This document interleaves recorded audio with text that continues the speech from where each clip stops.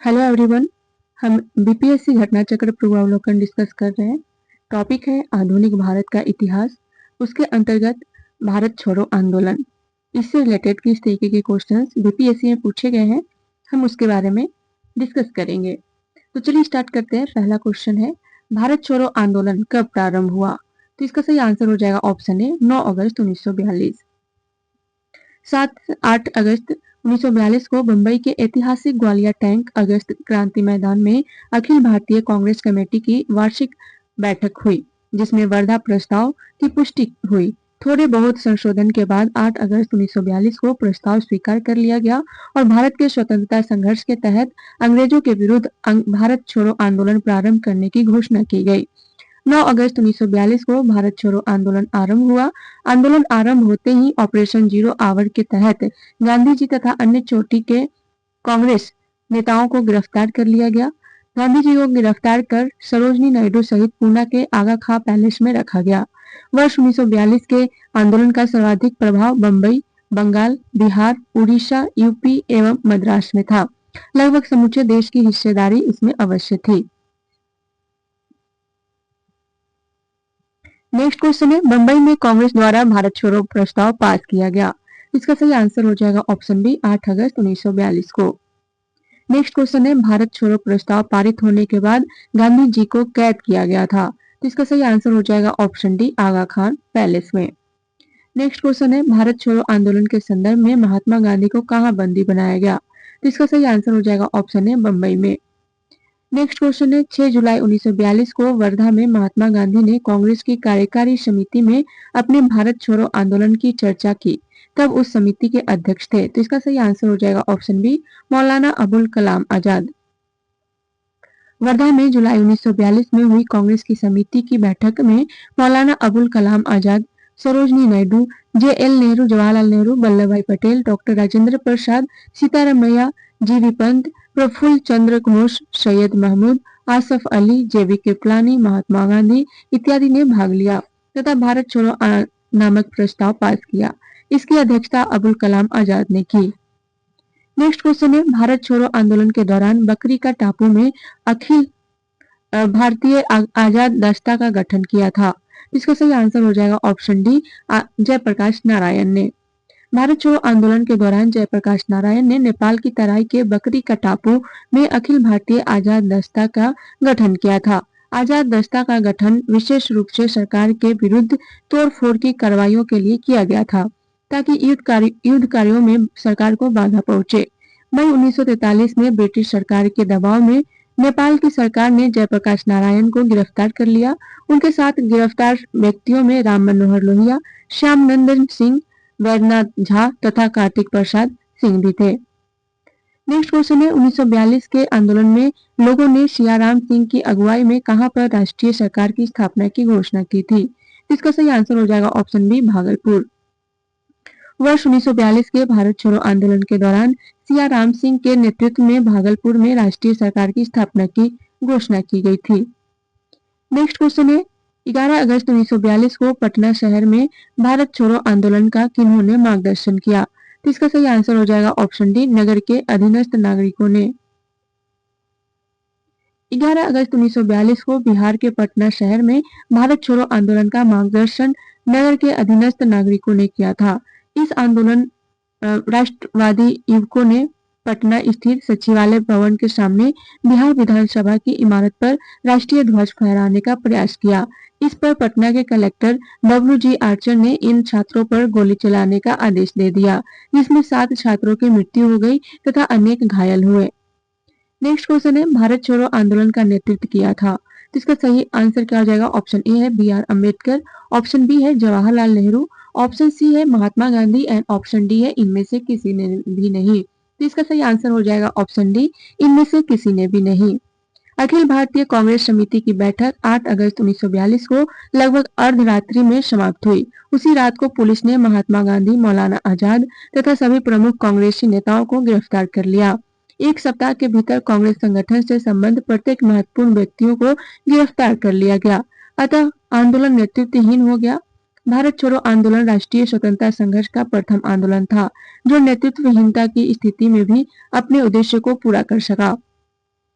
Next question है करो या मरो का संबंध किस आंदोलन से है? तो इसका सही आंसर हो जाएगा ऑप्शन डी भारत छोड़ो। भारत छोड़ो आंदोलन से संबंध है करो या मरो नारा जो भी दिया गया था। ठीक है। 8 अगस्त 1942 को भारत छोड़ो प्रस्ताव कतिपय संशोधनों के बाद पास कर दिया गया। इसमें गांधी जी द्वारा दिया गया यह वक्तव्य विशेष महत्वपूर्ण है। संपूर्ण आजादी से कम किसी भी चीज से मैं संतुष्ट होने वाला नहीं हो सकता हूँ। नमक टैक्स, शराबखोरी आदि को खत्म करने का प्रस्ताव अंग्रेज सरकार दे, किंतु मेरे शब्द होंगे आजादी से कम कुछ भी नहीं। मैं आपको एक मंत्र देता हूँ, करो या मरो। इस मंत्र का आशय है या तो हम भारत को आजाद कराएंगे या आजादी के प्रयास में दिवंगत होंगे। नेक्स्ट क्वेश्चन है करो या मरो का नारा किसने और कब दिया? तो इसका सही आंसर हो जाएगा ऑप्शन सी गांधी जी ने भारत छोड़ो आंदोलन के दौरान। नेक्स्ट क्वेश्चन है 8 अगस्त 1942 भारतीय इतिहास में महत्वपूर्ण है। तो इसका सही आंसर हो जाएगा ऑप्शन सी भारत छोड़ो प्रस्ताव के लिए। नेक्स्ट क्वेश्चन है भारत छोड़ो आंदोलन के समय इंग्लैंड के प्रधानमंत्री थे। तो इसका सही आंसर हो जाएगा option B Churchill.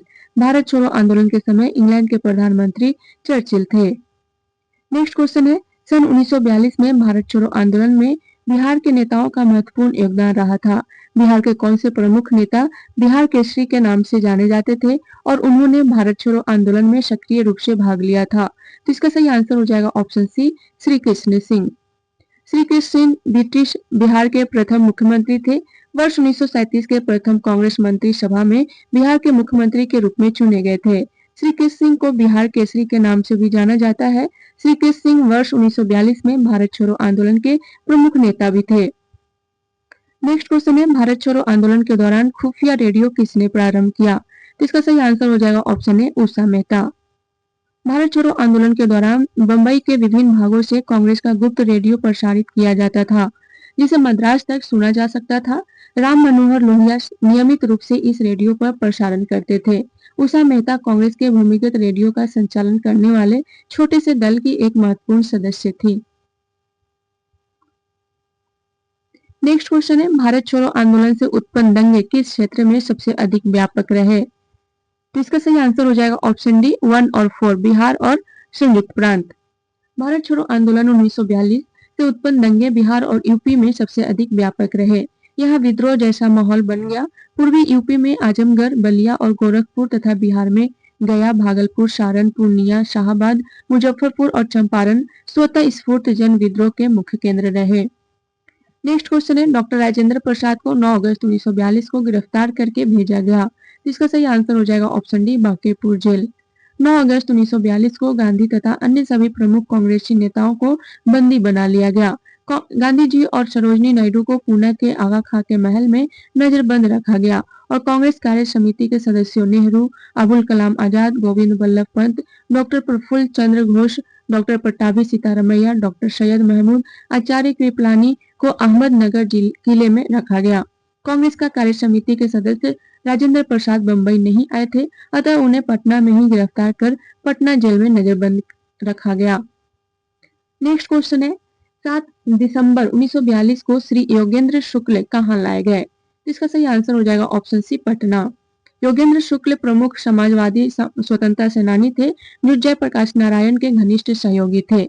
Jayaprakash Narayan के हजारीबाग जेल से फरार होने की घटना में ये भी उनके साथी थे। यद्यपि शीघ्र ही इन्हें मुजफ्फरपुर से गिरफ्तार कर लिया गया। वह 7 दिसंबर 1942 को पटना लाया गया।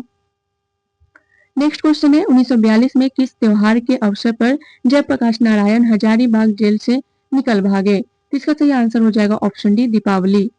भारत छोड़ो आंदोलन के दौरान जयप्रकाश नारायण 9 नवंबर 1942 को दीपावली के दिन जेल से अपने साथियों के साथ फरार हो गए थे।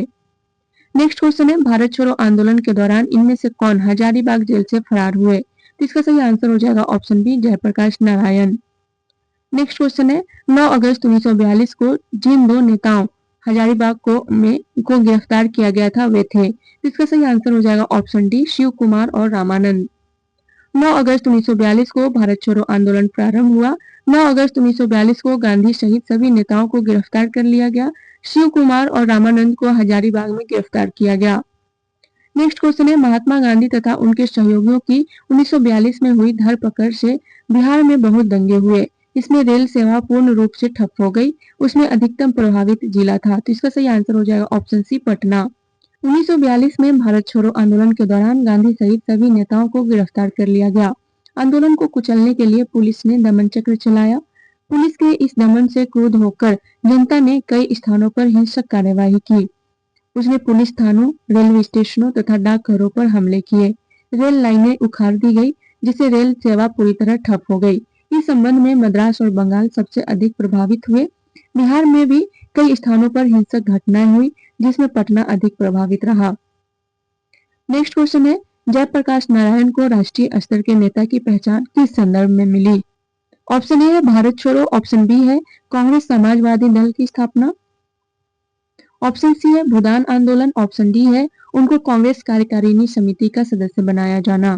तो इसका सही आंसर हो जाएगा ऑप्शन ए भारत छोड़ो आंदोलन।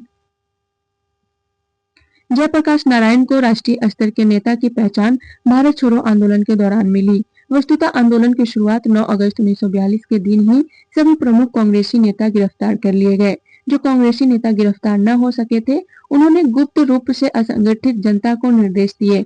इसमें जयप्रकाश नारायण, राम मनोहर लोहिया तथा अरुणा आशफ अली के नाम प्रमुख हैं। नेक्स्ट क्वेश्चन है, आजाद दस्ता बिहार में किस आंदोलन के दौरान सक्रिय रहा? इसका सही आंसर हो जाएगा ऑप्शन डी भारत छोड़ो आंदोलन। भारत छोड़ो आंदोलन के दौरान जेल से फरार होने के बाद जयप्रकाश नारायण ने बिहार में आजाद दस्ता गठित कर आंदोलन चलाया था। नेक्स्ट क्वेश्चन है, नीचे दो वक्तव्य दिए गए हैं, जिनमें एक कथन ए और दूसरा कारण आर है। दोनों को ध्यानपूर्वक पढ़ें। कथन है कि राष्ट्रीय स्वयंसेवक संघ 1942 के भारत छोड़ो आंदोलन से पृथक रहा, सही है। सेकेंड है कि इसका विचार था कि इस आंदोलन से भारत की स्वतंत्रता में देरी होगी, बिल्कुल गलत हो जाएगा। ठीक है, इस तरीके से कथन ए सत्य है और आर असत्य है। ऑप्शन सी इसका सही आंसर हो जाएगा। राष्ट्रीय स्वयंसेवक संघ 1942 के भारत छोड़ो आंदोलन से पृथक रहा। वर्ष 1940 से लेकर विदेशी सत्ता के वर्ष 1947 में समाप्त होने तक के किसी भी राष्ट्रीय आंदोलन में संघ की कोई भूमिका नहीं थी। नेक्स्ट क्वेश्चन है, जगत नारायण लाल को किस जेल में भेजा गया? तो इसका सही आंसर हो जाएगा ऑप्शन ए बांकीपुर जेल। जगत नारायण लाल प्रसिद्ध स्वतंत्रता सेनानी जयप्रकाश नारायण के सहयोगी 1942 के भारत छोड़ो आंदोलन के प्रमुख नेता थे। इस दौरान इन्हें गिरफ्तार कर बांकीपुर जेल में भेजा गया था। नेक्स्ट क्वेश्चन है, श्री जगत नारायण लाल की पत्नी कौन थी? तो इसका सही आंसर हो जाएगा ऑप्शन ए श्रीमती रामप्यारी। श्री जगत नारायण लाल बिहार के प्रमुख स्वतंत्रता सेनानी थे। उनकी पत्नी श्रीमती रामप्यारी देवी थी, जो कि स्वयं भी भारत छोड़ो आंदोलन के दौरान जेल गई। स्वतंत्रता पश्चात वे बिहार विधान परिषद की सदस्य भी बनी। नेक्स्ट क्वेश्चन है, बलदेव सहाय ने महाधिवक्ता के पद से त्यागपत्र कब दिया? इसका सही आंसर हो जाएगा ऑप्शन ए 1942 में। भारत छोड़ो आंदोलन के प्रारंभ होते ही ऑपरेशन जीरो आवर के तहत सरकार द्वारा प्रमुख भारतीय नेताओं को गिरफ्तार कर लिया गया और दमन चक्र प्रारंभ कर दिया गया। सरकार की इन्हीं अत्याचारी नीतियों के विरुद्ध बलदेव सहाय ने वर्ष 1942 में ही महाधिवक्ता पद से त्यागपत्र दे दिया। नेक्स्ट क्वेश्चन है, सच्चिदानंद सिन्हा किसके साथ जुड़े थे? तो इसका सही आंसर हो जाएगा ऑप्शन ए भारत छोड़ो आंदोलन। सच्चिदानंद सिन्हा भारत छोड़ो आंदोलन के साथ जुड़े थे। इन्हें संविधान सभा की प्रथम बैठक 9 दिसंबर 1946 में सर्वसम्मति से अस्थायी अध्यक्ष चुना गया था। नेक्स्ट क्वेश्चन है, भारत छोड़ो आंदोलन के दौरान बहुत से स्थानों पर राष्ट्रीय सरकारें स्थापित की गई। निम्नलिखित में से कौन सा सही सुमेलित नहीं है? इसका सही आंसर हो जाएगा ऑप्शन ए रैयती सरकार खेरा गुजरात में। ये गलत हो जाएगा, बाकी सब सही है, जैसे कि प्रति सरकार सतारा महाराष्ट्र में, प्रजामंडल तालछड़ उड़ीसा में, जातीय सरकार तामलुक जो कि बंगाल में है। भारत छोड़ो आंदोलन के दौरान विभिन्न स्थानों पर समानांतर सरकारें स्थापित की गई। प्रति सरकार सतारा महाराष्ट्र नाना पाटिल के नेतृत्व में महाराष्ट्र के सतारा में प्रति सरकार स्थापित की गई। प्रजामंडल तलछड़ तालचेर उड़ीसा, उड़ीसा के तालचेर में प्रजामंडल आंदोलन ने ब्रिटिश शासन और स्थानीय राजाओं के खिलाफ विद्रोह किया था, जो भारत छोड़ो आंदोलन का हिस्सा था। जातीय सरकार तामलुक बंगाल, बंगाल के तामलुक में जातीय सरकार स्थापित की गई थी, जो भारत छोड़ो आंदोलन के दौरान एक मजबूत समानांतर सरकार थी। इसने स्थानीय प्रशासन के कई कार्यों को संभाला और ब्रिटिश शासन के खिलाफ संघर्ष जारी रखा। नेक्स्ट है रैयती सरकार। रैयती सरकार खेरा में नहीं बल्कि बारदोली गुजरात में स्थापित की गई थी। सरदार वल्लभ भाई पटेल द्वारा वर्ष 1928 में बारडोली सत्याग्रह के दौरान रैयती सरकार का गठन हुआ था। यह सरकार किसानों के अधिकारों की रक्षा करने के लिए बनाई गई थी। वहीं खेरा सत्याग्रह 1918 भी गांधी जी के नेतृत्व में हुआ था, लेकिन यह रैयती सरकार से संबंधित नहीं था। नेक्स्ट है सुभाष चंद्र बोस और आजाद हिंद फौज, इससे रिलेटेड क्वेश्चन। फर्स्ट है फॉरवर्ड ब्लॉक की स्थापना किसने की? तो इसका सही आंसर हो जाएगा ऑप्शन है सुभाष चंद्र बोस। नेताजी सुभाष चंद्र बोस का जन्म 23 जनवरी 1897 को उड़ीसा के कटक में हुआ था। उन्होंने वर्ष 1919 में कलकत्ता विश्वविद्यालय से संबंध स्कॉटिश चर्च कॉलेज से स्नातक की उपाधि प्राप्त की और वर्ष 1920 में वह भारतीय नागरिक सेवा में उत्तीर्ण हुए। वर्ष 1938 हरिपुरा एवं वर्ष 1939 त्रिपुरी में कांग्रेस के अध्यक्ष बने। वर्ष 1939 में कांग्रेस की अध्यक्षता से त्यागपत्र देकर फॉरवर्ड ब्लॉक की स्थापना की तथा वर्ष 1941 में जर्मनी चले गए। उन्होंने वर्ष 1943 में आजाद हिंद फौज की कमान संभाली। प्रायः उन्हें नेताजी के नाम से स्मरण किया जाता है। उन्हें नेताजी उपाधि जर्मन विदेश मंत्रालय ने दी थी। नेक्स्ट क्वेश्चन है सुभाष चंद्र बोस के नाम के पहले सम्मान सूचक नेताजी किस देश में जोड़ा गया? तो इसका सही आंसर हो जाएगा option C, Germany. Next question है फॉरवर्ड ब्लॉक किसके द्वारा स्थापित किया गया था? तो इसका सही आंसर हो जाएगा option B, Subhash Chandra Bose. Next question है किस घटना या किन घटनाओं ने ब्रिटिश प्रधानमंत्री क्लीमेंट एटली को सदमा पहुंचाया, जिसने घोषणा की कि ब्रिटिश साम्राज्यवाद की इमारत को एक बड़ा झटका लगा? तो इसका सही आंसर हो जाएगा ऑप्शन डी, आजाद हिंद फौज का सैन्य अभियान और शाही भारतीय जल सेना का विद्रोह। आजाद हिंद फौज का सैन्य अभियान तथा शाही भारतीय जल सेना के विद्रोह जैसी घटनाओं से ब्रिटिश प्रधानमंत्री क्लीमेंट एटली को सदमा पहुंचा था। इन घटनाओं से प्रभावित होकर उन्होंने यह घोषणा की कि इससे ब्रिटिश साम्राज्यवाद की इमारत को एक बड़ा झटका लगा था। नेक्स्ट क्वेश्चन है भारतीय राष्ट्रीय सेना की स्थापना किस वर्ष में हुई? तो इसका सही आंसर हो जाएगा ऑप्शन सी, 1942। व्यवहारिक रूप से सैन्य इकाई के रूप में इंडियन नेशनल आर्मी का गठन 15 जुलाई 1942 में कैप्टन मोहन सिंह द्वारा प्रारंभ कर दिया गया था, किंतु इसके गठन की औपचारिक घोषणा जुलाई 1942 में की गई थी। उल्लेखनीय है कि मलय क्षेत्र में भारतीयों द्वारा अपना राजनीतिक संगठन all Malay Indian independence league का गठन किया गया था। इसकी अध्यक्षता के लिए रास बिहारी बोस को आमंत्रित किया गया था। जून 1942 में संपन्न बैंकॉक सम्मेलन में एक काउंसिल ऑफ एक्शन एवं प्रतिनिधित्व समिति के गठन का प्रस्ताव किया गया था, जिसे इंडियन इंडिपेंडेंस लीग तथा इंडियन नेशनल आर्मी के मध्य समन्वय तथा अधीक्षण का दायित्व सौंपा गया था। रास Bihari Bose council of action के अध्यक्ष बनाए गए थे, जबकि केपी के मेनन, निर्द्याम राघवन नागरिक सदस्य तथा मोहन सिंह एवं गिलानी सैनिक सदस्य थे। जापानियों से मोहन सिंह के वैचारिक मतभेद के कारण दिसंबर 1942 में मोहन सिंह ने INA के विघटन की घोषणा कर दी, किंतु रास बिहारी बोस ने मोहन सिंह को उनके पद से बर्खास्त कर दिया। बाद में मोहन सिंह जापानी सेना द्वारा गिरफ्तार कर लिए गए। INA का नेतृत्व रास बिहारी बोस ने महानायक सुभाष चंद्र बोस को सौंप दिया। सिंगापुर पहुंचने के 2 दिन बाद 4 जुलाई 1943 को सुभाष चंद्र बोस ने इंडियन नेशनल आर्मी का नेतृत्व ग्रहण कर लिया। सुविधा के लिए इसे द्वितीय इंडियन नेशनल आर्मी की संज्ञा भी दी जाती है। इसे ही हिंदी में हम आजाद हिंद फौज के नाम से जानते हैं। नेक्स्ट क्वेश्चन है निम्नलिखित व्यक्तियों में से किसने वर्ष 1943 में सुभाष चंद्र बोस को सिंगापुर में INA बनाने में सहायता की? इसका सही आंसर हो जाएगा option B, General Mohan Singh. Next question है भारतीय राष्ट्रीय सेना के संस्थापक कौन थे? तो इसका सही आंसर हो जाएगा option B, Mohan Singh. Next question है INA किसके दिमाग की उपज थी और किसने इसकी स्थापना की? तो इसका सही आंसर हो जाएगा option B, doctor Mohan Singh.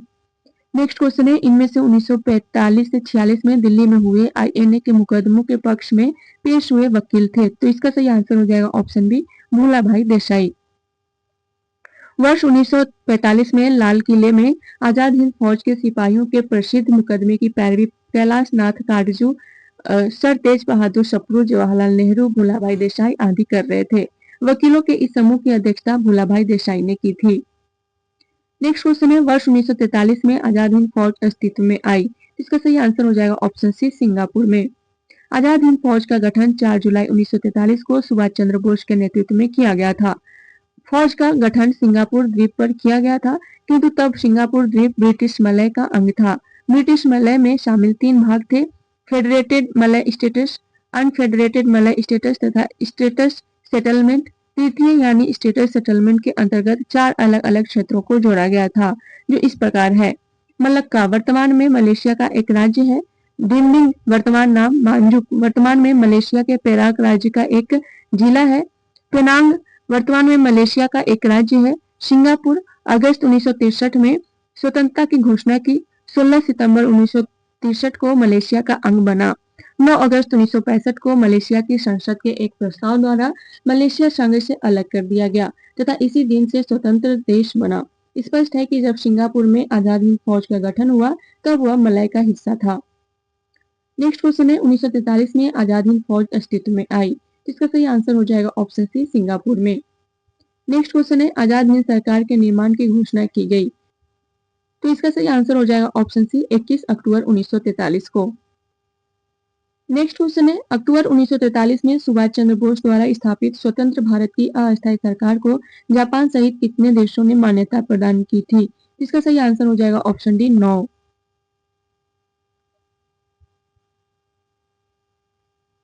Next question है देश के बाहर स्वतंत्र भारत की अस्थायी सरकार को संगठित करने में कौन आगे बढ़ा। इसका सही आंसर हो जाएगा ऑप्शन सी, सुभाष चंद्र बोस। 21 अक्टूबर 1943 को स्वतंत्र भारत की अनंतिम सरकार की स्थापना सिंगापुर में निवासित भारतीयों द्वारा सुभाष चंद्र बोस के नेतृत्व में की गई थी। इसे आजाद हिंद या स्वतंत्र भारत भी कहा जाता था। इसी के साथ सुभाष चंद्र बोस ने ब्रिटिश साम्राज्य के विरुद्ध युद्ध की घोषणा की। नेक्स्ट क्वेश्चन है अखिल भारतीय फॉरवर्ड ब्लॉक की स्थापना के लिए सुभाष चंद्र बोस से कौन जुड़े और INA आंदोलन के साथ भी जुड़े रहे। तो इसका सही आंसर हो जाएगा ऑप्शन सी, शिलभद्र याजी। शिलभद्र याजी बिहार के एक स्वतंत्र सेनानी थे जो महात्मा गांधी एवं सुभाष चंद्र बोस से जुड़े थे। याजी अखिल भारतीय फॉरवर्ड ब्लॉक की स्थापना के लिए सुभाष चंद्र बोस से जुड़े और INA आंदोलन के साथ भी जुड़े रहे। नेक्स्ट क्वेश्चन है सुभाष चंद्र बोस ने निकोबार द्वीप को नया नाम दिया था। तो इसका सही आंसर हो जाएगा ऑप्शन ए, स्वराज द्वीप। आजाद हिंद फौज के साथ अंडमान एवं निकोबार द्वीप को ब्रिटिश साम्राज्य से मुक्त कराने के बाद नेताजी सुभाष चंद्र बोस ने वहां अपना ध्वज फहराया तथा अंडमान द्वीप का नाम शहीद और निकोबार का नाम स्वराज द्वीप रखा। नेक्स्ट क्वेश्चन है निम्नलिखित में से कौन आजाद हिंद फौज से जुड़ा नहीं है। इसका सही आंसर हो जाएगा ऑप्शन ए, S.A. डांगे। उपयुक्त विकल्पों में प्रेम सिंह सहगल, शाहनवाज खान और जनरल मोहन सिंह का संबंध आजाद हिंद फौज से है, जबकि श्रीपद अमृत डांगे S.A. डांगे का संबंध भारत के कम्युनिस्ट आंदोलन से है, न कि आजाद हिंद फौज से। नेक्स्ट क्वेश्चन है रॉयल इंडियन नेवी विद्रोह, जिसे बॉम्बे विद्रोह के नाम से भी जाना जाता है, किस वर्ष में हुआ था। तो इसका सही आंसर हो जाएगा option B, 1946। Royal Indian Navy विद्रोह, जिसे बॉम्बे विद्रोह के नाम से भी जाना जाता है, वर्ष 1946 में हुआ था। 18 फरवरी 1946 को लगभग 1100 भारतीय नौसेना के सैनिकों ने भूख हड़ताल की घोषणा कर दी। इस विद्रोह को ब्रिटिश सैनिकों और रॉयल नेवी के युद्धपोतों द्वारा बलपूर्वक दबा दिया गया। नेक्स्ट क्वेश्चन है इलाहाबाद में संपन्न कांग्रेस कार्यकारिणी समिति की बैठक में निम्नलिखित सदस्यों में से एक सदस्य भारत के नाजीवाद, फासीवाद तथा साम्राज्यवाद विरोधी निश्चित रुख के कारण जापान के विरुद्ध गुरिल्ला युद्ध की अपनी योजना के पक्ष में बहुमत जुटाने में सक्षम हुए वे थे। इसका सही आंसर हो जाएगा ऑप्शन डी, जवाहरलाल नेहरू। पंडित जवाहरलाल नेहरू ने भारत के नाजीवाद, फासीवाद तथा साम्राज्यवाद विरोधी निश्चित रुख के कारण जापान के विरुद्ध गुरिल्ला युद्ध की अपनी योजना के पक्ष में इलाहाबाद में हुई कांग्रेस कार्यकारिणी समिति की बैठक में बहुमत प्राप्त किया। नेक्स्ट है कैबिनेट मिशन योजना 1946, इससे रिलेटेड क्वेश्चन। फर्स्ट है कैबिनेट मिशन निम्नलिखित में से किसके लिए भारत भेजा गया था। तो इसका सही आंसर हो जाएगा ऑप्शन सी, केवल 2, सत्ता के हस्तांतरण के लिए एक संवैधानिक व्यवस्था तैयार करने के लिए। ठीक है। कैबिनेट मिशन 1946 ईस्वी, जिसके अध्यक्ष भारत मंत्री लॉर्ड पैट्रिक लॉरेंस तथा 2 अन्य सदस्य स्टैफोर्ड क्रिप्स एवं एवी अलेक्जेंडर थे, को भारत में सत्ता हस्तांतरण के लिए एक संवैधानिक व्यवस्था तैयार करने के लिए भेजा गया था। नेक्स्ट क्वेश्चन है कैबिनेट मिशन की अध्यक्षता किसके द्वारा की गई। इसका सही आंसर हो जाएगा option D, sir P Lawrence. Next question है कैबिनेट मिशन भारत में आया, इसका सही आंसर क्या हो जाएगा। ऑप्शन ए है फरवरी 1942, ऑप्शन बी है मार्च 1942, ऑप्शन सी है अप्रैल 1942, ऑप्शन डी है मई 1942, ऑप्शन ई है उपयुक्त में से कोई नहीं या उपयुक्त में से एक से अधिक। इसका सही आंसर हो जाएगा ऑप्शन ई, उपयुक्त में से कोई नहीं। कैबिनेट मिशन 24 मार्च 1946 को दिल्ली आया। इसके अध्यक्ष लॉर्ड पैट्रिक लॉरेंस भारत सचिव थे तथा अन्य 2 सदस्य स्टैफोर्ड क्रिप्स अध्यक्ष बोर्ड ऑफ ट्रेड तथा एबी अलेक्जेंडर नौसेना मंत्री थे। नेक्स्ट क्वेश्चन है, इनमें से कौन 1946 ईस्वी में भारत भेजे गए कैबिनेट मिशन का एक सदस्य नहीं था? तो इसका सही आंसर हो जाएगा option B, Ramsay MacDonald. Next question है, इनमें से कौन कैबिनेट मिशन के सदस्य नहीं थे? तो इसका सही आंसर हो जाएगा option B, Wavell. Next question है, इनमें से कौन कैबिनेट मिशन के सदस्य नहीं थे? तो इसका सही आंसर हो जाएगा ऑप्शन ए, जे एंड्रयू। नेक्स्ट क्वेश्चन है, वह कौन सा कांग्रेस अध्यक्ष था जिसने क्रिप्स मिशन व लॉर्ड वेवेल दोनों से वार्ताएं की? तो इसका सही आंसर हो जाएगा ऑप्शन ए, अबुल कलाम आजाद। अबुल कलाम आजाद वर्ष 1940 से 46 तक कांग्रेस अध्यक्ष रहे।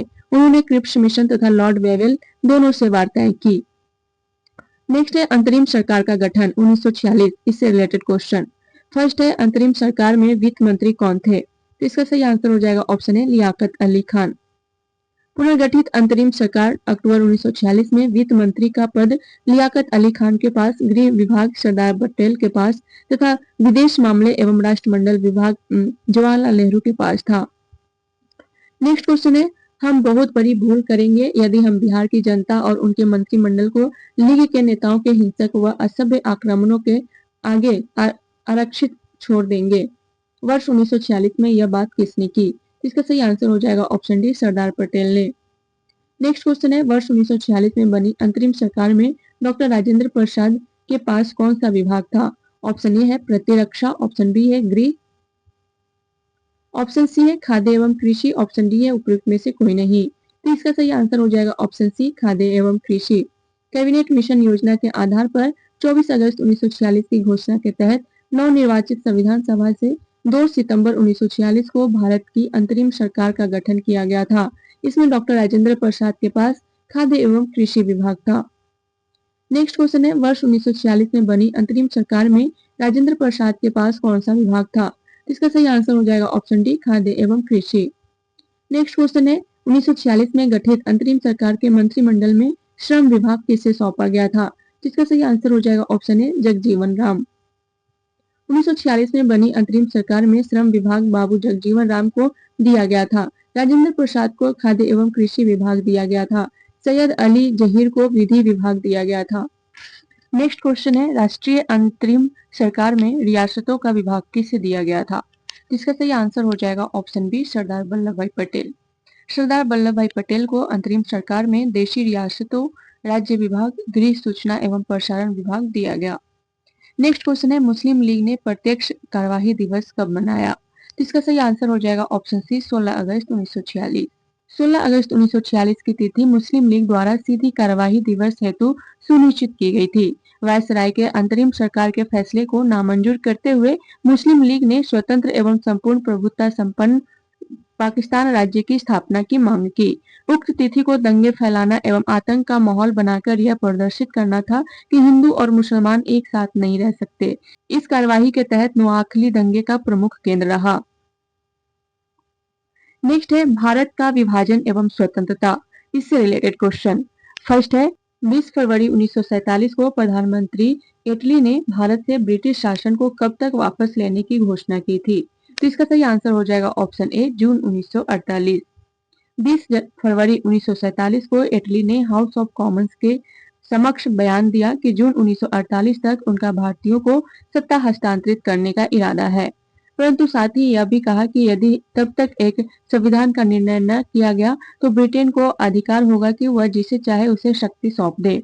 मार्च 1947 में लॉर्ड माउंटबेटन को वायसराय पद की शपथ दिलाई गई। उनका कार्य भारत से ब्रिटिश शक्ति को समेटना था। उन्हें सत्ता के हस्तांतरण के साथ यथासंभव भारत को संयुक्त रखने की विशेष हिदायत दी गई थी। तथापि उन्हें इस बात के लिए भी अधिकृत किया गया था कि वे भारत की परिवर्तित परिस्थितियों के अनुरूप निर्णय ले सकते हैं, ताकि ब्रिटेन सम्मानजनक रूप से न्यूनतम हानि के साथ भारत से हट सके। माउंटबेटन शीघ्र ही सत्ता हस्तांतरण संबंधी वार्ताओं के दौरान इस निष्कर्ष पर भी पहुंचे कि भारत का बंटवारा तथा पाकिस्तान की स्थापना आवश्यक हो गई है। नेक्स्ट क्वेश्चन है, इंग्लैंड में लॉर्ड्स के सदन में भारतीय स्वतंत्रता विधेयक कब पारित हुआ था? तो इसका सही आंसर हो जाएगा ऑप्शन सी, 16 जुलाई 1947। माउंटबेटन योजना के आधार पर ही 4 जुलाई 1947 को ब्रिटिश संसद में भारतीय स्वतंत्रता विधेयक पेश किया गया।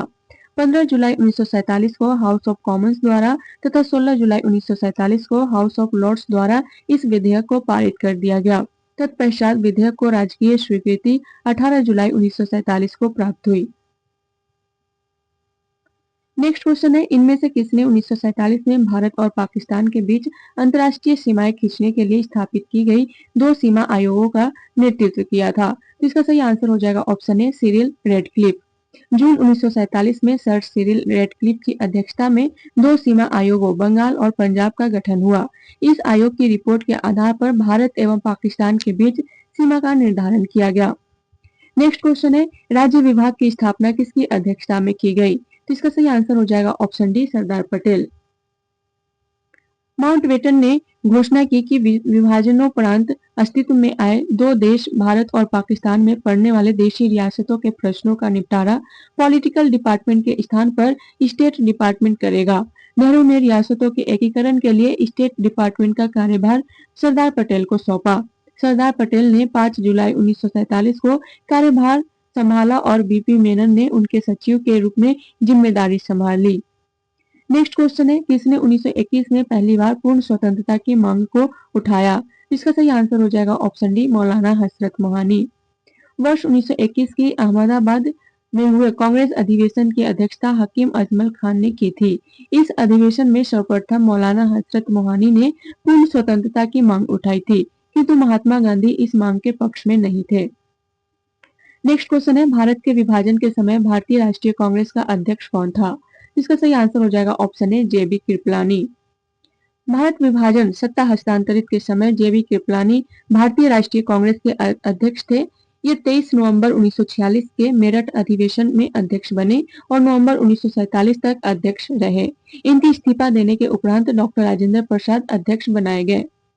नेक्स्ट क्वेश्चन है, वर्ष 1947 के भारतीय राष्ट्रीय कांग्रेस के दिल्ली अधिवेशन की अध्यक्षता किसने की? तो इसका सही आंसर हो जाएगा option A JB Kripalani. Next question है, अंग्रेजों द्वारा भारतीयों को वर्ष 1947 में सत्ता हस्तांतरित किए जाने के समय कांग्रेस अध्यक्ष कौन था? इसका सही आंसर हो जाएगा ऑप्शन डी जेबी कृपलानी। नेक्स्ट क्वेश्चन है, वर्ष 1947 में भारतीय राष्ट्रीय कांग्रेस के अध्यक्ष कौन थे? इसका सही आंसर हो जाएगा option A JB Kripalani. Next question है, भारत की आजादी के समय ब्रिटेन में निम्नलिखित राजनीतिक पार्टियों में से कौन सी पार्टी सत्ता में थी? तो इसका सही आंसर हो जाएगा option D labour party. Bharat की स्वतंत्रता के समय क्लीमेंट आर एटली ब्रिटिश प्रधानमंत्री थे। उनका कार्यकाल वर्ष 1945 से 1951 था। उस दौरान ब्रिटेन में लेबर पार्टी सत्ता में थी। ब्रिटेन के प्रधानमंत्री क्लीमेंट एटली ने 20 फरवरी 1947 को हाउस ऑफ कॉमन्स में यह घोषणा की कि अंग्रेज जून 1948 के पहले ही उत्तरदायी लोगों को सत्ता हस्तांतरित करने के उपरांत भारत छोड़ देंगे। नेक्स्ट क्वेश्चन है, स्वतंत्र भारत का अंतिम गवर्नर जनरल कौन था? इसका सही आंसर हो जाएगा ऑप्शन ए सी राजगोपालाचारी।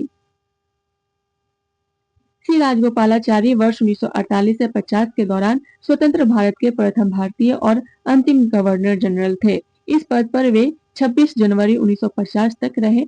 वर्ष 1952 से 1954 तक वे मद्रास के मुख्यमंत्री रहे। वर्ष 1959 में विभिन्न मुद्दों पर कांग्रेसी नेताओं से मतभेद के कारण उन्होंने कांग्रेस छोड़कर स्वतंत्र पार्टी का गठन किया। नेक्स्ट क्वेश्चन है, स्वतंत्र भारत के पहले भारतीय गवर्नर जनरल थे। इसका सही आंसर हो जाएगा ऑप्शन ए राजगोपालाचारी। नेक्स्ट है, भारत का संवैधानिक विकास, इससे रिलेटेड क्वेश्चन। फर्स्ट है, किस साल रेगुलेटिंग एक्ट पारित किया गया था? तो इसका सही आंसर हो जाएगा ऑप्शन सी 1773 ईस्वी। ब्रिटिश सरकार ने कंपनी में व्याप्त भ्रष्टाचार एवं कुप्रशासन को दूर करने के लिए 1773 ईस्वी का रेगुलेटिंग एक्ट पारित किया। इसके तहत मद्रास एवं बम्बई प्रेसिडेंसियों को कलकत्ता प्रेसिडेंसी के अधीन कर दिया गया। बंगाल के गवर्नर को अब अंग्रेजी क्षेत्रों का गवर्नर जनरल कहा गया। बंगाल का प्रथम गवर्नर जनरल वॉरेन हेस्टिंग्स को बनाया गया। नेक्स्ट क्वेश्चन है, रेगुलेटिंग एक्ट पारित किया गया। इसका सही आंसर हो जाएगा ऑप्शन ए 1773 में। नेक्स्ट क्वेश्चन है, नागरिक सेवाओं के लिए प्रतियोगी परीक्षा प्रणाली को सिद्धांतः स्वीकार किया गया। इसका सही आंसर हो जाएगा ऑप्शन बी 1853 ईस्वी। 1853 ईस्वी में चार्टर एक्ट में यह व्यवस्था की गई कि नियंत्रण बोर्ड और उसके अन्य पदाधिकारियों का वेतन सरकार निश्चित करेगी, परंतु धन कंपनी देगी। डायरेक्टरों की संख्या 24 से घटाकर 18 कर दी गई थी। जिसमें 6 क्राउन द्वारा मनोनीत किए जाने थे। इसमें प्रावधानित था कि नियुक्तियां अब प्रतियोगी परीक्षाओं द्वारा की जाएगी, जिसमें किसी प्रकार का भेदभाव नहीं किया जाएगा। नेक्स्ट क्वेश्चन है, भारत में मीडिया को नियंत्रित करने के लिए एक्ट कब पारित किए गए थे? तो इसका सही आंसर हो जाएगा ऑप्शन ए 1835, 1867, 1878 और 1908। सरकार की दमनकारी नीतियों को उजागर करने वाले समाचार पत्रों को नियंत्रित करने के लिए 1835 ईस्वी में प्रेस एक्ट का ऐलान किया गया। इसके पश्चात प्रेस और पुस्तकों का पंजीकरण अधिनियम 1867 पारित किया गया। वायसराय लॉर्ड लिटन ने 1878 ईस्वी में वर्नाक्यूलर प्रेस एक्ट पारित किया, जिसके तहत बिना सरकार की इजाजत के कोई पत्र नहीं निकाला जा सकता जिसमें अंग्रेजी सरकार की आलोचना हो। इसके अतिरिक्त प्रेस पर नियंत्रण का एक्ट लॉर्ड मिंटो ने वर्ष 1908 में पारित किया, जिसके तहत ऐसे किसी भी प्रकाशन को जब्त करने का अधिकार सरकार को होगा जिसमें सरकार के खिलाफ जन भावना को भड़काने का आरोप हो। नेक्स्ट क्वेश्चन है, मॉन्टेग्यू चेम्सफोर्ड की रिपोर्ट। तो इसका सही आंसर हो जाएगा ऑप्शन बी, भारत सरकार अधिनियम 1919 का आधार बनी। तत्कालीन भारत सचिव एडविन मॉन्टेग्यू और वायसराय लॉर्ड चेम्सफोर्ड की रिपोर्ट भारतीय परिषद अधिनियम 1919 का आधार बनी थी। इस अधिनियम के तहत प्रांतों में पहली बार द्वैध शासन लागू किया गया।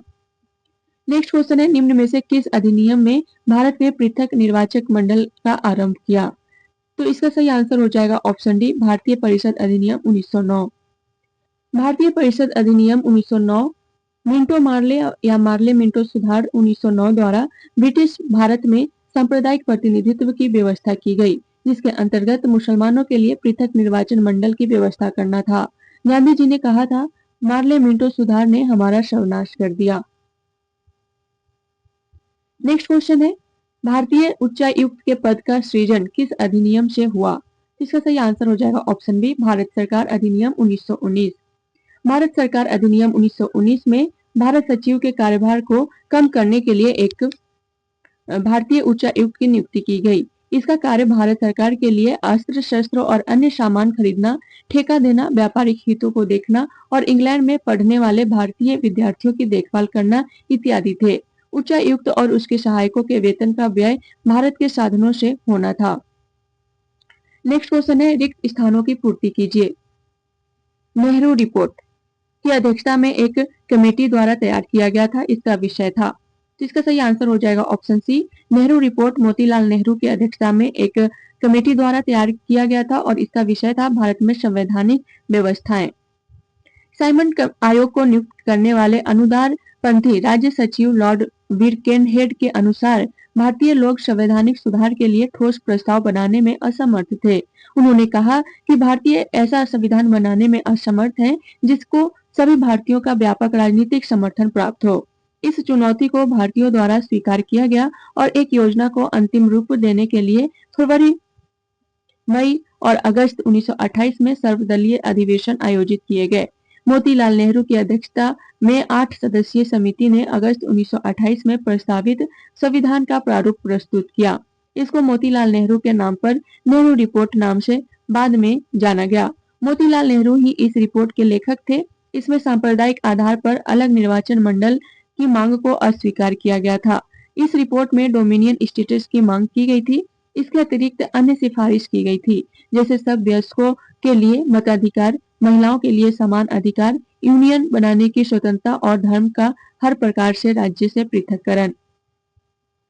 नेक्स्ट क्वेश्चन है, किस अधिनियम के बारे में जवाहरलाल नेहरू ने कहा था कि हमें एक ऐसी कार दी गई थी जिसमें सब ब्रेक थे किंतु इंजन नहीं था? तो इसका सही आंसर हो जाएगा ऑप्शन डी, 1935 का अधिनियम। 1935 के अधिनियम के बारे में जवाहरलाल नेहरू ने कहा था कि एक कार जिसमें ब्रेक तो है पर इंजन नहीं। वे वर्ष 1947 से 1964 तक भारत के प्रधानमंत्री रहे। वे पंचशील के प्रणेता तथा गुटनिरपेक्षता में विश्वास रखने वाले थे। नेक्स्ट क्वेश्चन है, ब्रिटिश शासनकाल में संविधान के विकास में कौन सा कानून ऐतिहासिक नहीं था? तो इसका सही आंसर हो जाएगा option D, Protection of Civil Rights Act 1955। भारत में ब्रिटिश शासन के दौरान ब्रिटिश सरकार के द्वारा रेगुलेटिंग एक्ट 1773, चार्टर एक्ट 1833 तथा गवर्नमेंट ऑफ इंडिया एक्ट 1919 पारित किया गया था, जबकि Protection of Civil Rights Act 1955 भारतीय संसद द्वारा पारित किया गया था। नेक्स्ट क्वेश्चन है, भारत सरकार अधिनियम 1935 को किसने गुलामी का चार्टर बताया? तो इसका सही आंसर हो जाएगा ऑप्शन बी, नेताजी सुभाष चंद्र बोस। भारत सरकार अधिनियम 1935 को सुभाष चंद्र बोस ने गुलामी का चार्टर बताया। इस अधिनियम ने एक अखिल भारतीय संघ की स्थापना की, जिसमें ब्रिटिश भारतीय प्रांत और भारतीय राज्य दोनों शामिल थे। इस अधिनियम के तहत केंद्रीय विधानमंडल द्विसदनीय था। नेक्स्ट क्वेश्चन है, भारत सरकार अधिनियम 1935 ने समाप्त की। तो इसका सही आंसर हो जाएगा ऑप्शन बी, प्रांतीय द्वैत शासन व्यवस्था। भारत सरकार अधिनियम 1935 ने प्रांतीय द्वैत शासन व्यवस्था समाप्त करके प्रांतीय स्वायत्तता लागू की। फलस्वरूप आरक्षित एवं हस्तांतरित विषयों में भेद समाप्त हो गया। कुछ आरक्षणों सहित प्रांतों में पूर्ण उत्तरदायी सरकार स्थापित हो गई। नेक्स्ट क्वेश्चन है, निम्नलिखित में से कौन भारत सरकार अधिनियम 1935 की एक विशेषताओं में नहीं है। तो इसका सही आंसर हो जाएगा ऑप्शन सी, 1935 के अधिनियम का मूल्यांकन। भारत सरकार अधिनियम 1935 की विशेषताओं में भारत के संघ का प्रस्ताव, गवर्नर जनरल की कार्यकारिणी परिषद का पुनर्गठन तथा प्रांतीय स्वायत्तता शामिल थे, परंतु 1935 के अधिनियम के मूल्यांकन का प्रावधान इसमें नहीं था। इस अधिनियम में संघीय न्यायालय की स्थापना, केंद्र एवं प्रांतों में शक्तियों का विभाजन, द्विसदनीय केंद्रीय विधानमंडल, प्रांतों में द्वैत शासन की समाप्ति और केंद्र में द्वैत शासन आदि के प्रावधान भी किए गए थे। भारत का वर्तमान संवैधानिक ढांचा काफी हद तक 1935 के अधिनियम पर आधारित है। नेक्स्ट क्वेश्चन है, डॉक्टर राजेंद्र प्रसाद को संविधान सभा का सभापति चुना गया। तो इसका सही आंसर हो जाएगा ऑप्शन डी, दिसंबर 1946 ईस्वी में। 9 दिसंबर 1946 को संविधान सभा की प्रथम बैठक की अध्यक्षता अस्थायी अध्यक्ष डॉक्टर सच्चिदानंद सिन्हा ने की थी। 11 दिसंबर 1946 को संविधान सभा ने डॉक्टर राजेंद्र प्रसाद को निर्विरोध संविधान सभा के अस्थायी अध्यक्ष के रूप में निर्वाचित किया। नेक्स्ट क्वेश्चन है, निम्नलिखित में से किस अधिनियम के तहत लॉर्ड कॉर्नवालिस को अपनी काउंसिल के फैसलों को रद्द करने का अधिकार मिला था। तो इसका सही आंसर हो जाएगा ऑप्शन बी, 1786 का एक्ट। कॉर्नवालिस गवर्नर जनरल तथा मुख्य सेनापति दोनों की शक्तियां लेना चाहता था। 1786 के एक्ट के अनुसार इसे स्वीकार कर लिया गया तथा विशेष अवस्था में अपनी परिषद के निर्णयों को रद्द करने तथा अपने निर्णय को लागू करने का अधिकार भी गवर्नर जनरल को दे दिया गया। नेक्स्ट क्वेश्चन है, पिट्स इंडिया एक्ट ब्रिटिश संसद द्वारा कब पारित हुआ था। तो इसका सही आंसर हो जाएगा ऑप्शन सी, 1784 ईस्वी में। पिट्स इंडिया एक्ट 1784 ईस्वी में पारित किया गया। पिट्स इंडिया एक्ट 1784 के मुख्य प्रावधान थे, कंपनी के नागरिक, सैन्य और राजस्व मामलों को बनाए रखने के लिए बोर्ड ऑफ कंट्रोल की स्थापना की गई थी। भारत में गवर्नर जनरल की परिषद के सदस्यों को घटाकर 3 सदस्य कर दिया गया। नागरिक और सैन्य अधिकारियों को भारत और ब्रिटेन में अपनी संपत्तियों के विवरण का खुलासा करने के लिए कहा गया। नेक्स्ट क्वेश्चन है, द्वैत शासन का जनक किसे माना जाता है। तो इसका सही आंसर हो जाएगा option D, sir Lionel Curtis. Sir Lionel Curtis को द्वैत शासन का जनक माना जाता है। उनके द्वैत शासन संबंधी विचार भारत सरकार अधिनियम 1919 का आधार बने थे। नेक्स्ट क्वेश्चन है, वर्ष 1919 में जब मॉन्टेग्यू चेम्सफोर्ड अधिनियम पास हुआ था, तब इंग्लैंड का प्रधानमंत्री कौन था। तो इसका सही आंसर हो जाएगा ऑप्शन ए, लॉर्ड जॉर्ज। वर्ष 1919 में जब मॉन्टेग्यू चेम्सफोर्ड अधिनियम पास हुआ था, तब इंग्लैंड के प्रधानमंत्री डेविड लॉर्ड जॉर्ज थे। वे वर्ष 1916 से 1922 तक इंग्लैंड के प्रधानमंत्री रहे। नेक्स्ट क्वेश्चन है, मुद्दिमन कमेटी को किसकी कार्यप्रणाली पर रिपोर्ट देने के लिए नियुक्त किया था। इसका सही आंसर हो जाएगा ऑप्शन बी, द्वैत प्रणाली। मुद्दिमन समिति की नियुक्ति वर्ष 1924 में अलेक्जेंडर मुद्दिमन के नेतृत्व में हुई थी। इस समिति को भारतीय परिषद अधिनियम 1919 के तहत स्थापित संविधान पर द्वैत शासन के मुद्दे पर चर्चा व जांच के लिए नियुक्त किया गया था। ब्रिटिश सदस्यों के अलावा इसमें 4 भारतीय सदस्य भी थे, शिव स्वामी अय्यर, आर.पी. परांजपे, तेज बहादुर सप्रू और मोहम्मद अली जिन्ना। समिति ने अपनी रिपोर्ट वर्ष 1925 में दी थी। तो आज के लिए इतना ही। मिलते हैं नेक्स्ट क्लास में नेक्स्ट टॉपिक के साथ। तब तक के लिए thank you so much and all the best.